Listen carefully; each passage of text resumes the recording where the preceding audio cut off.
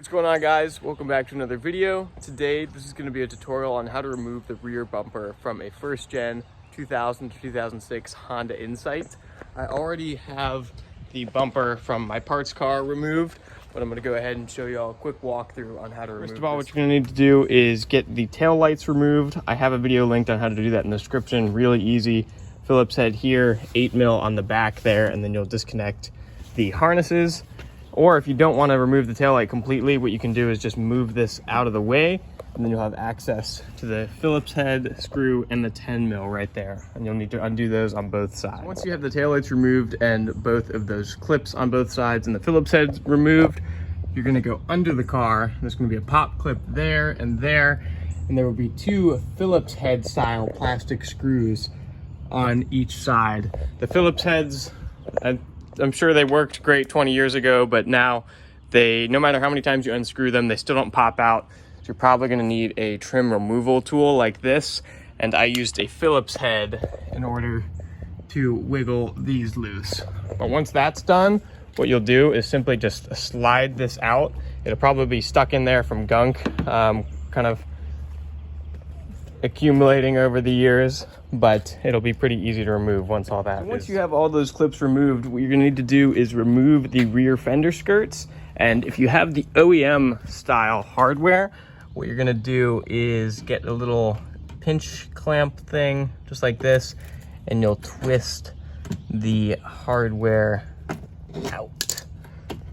And then just like that. And that should be just like that on both sides. But a lot of people have replaced these with like nuts and bolts, just different stuff over the years, because these can be a pain to do if you're on the side of the road. The rear fender skirts off. What we're gonna have is 3 10mm bolts right here. You'll undo those and then you'll be good to pull it off. So I'm running into an issue here where every single bolt has released except for this one, and the issue is that the fastener on the back side of this tab is spinning freely, so of course it's not going to loosen.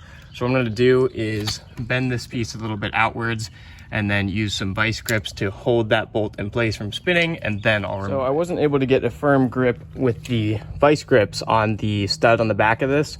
So what I'm going to do is jack the car up, take the wheel off so I can have more access to pull this part out, and then I will go ahead and remove that. So like I said, this is how I got it out. Vice grip on the stud on the rear, right in there.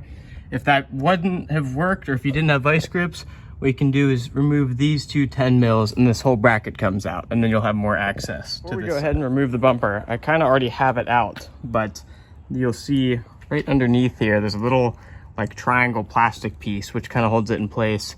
Like I said, I've already disconnected it. What you're gonna have to do is just pull this up and over, just like the tiniest little bit to clear the, oh wait, there it is. Clear the little triangle right there, which holds it in place. And then before we remove it, do not forget the license plate light has to be disconnected right here. Then you'll just pull the wiring harness right through the grommet out back.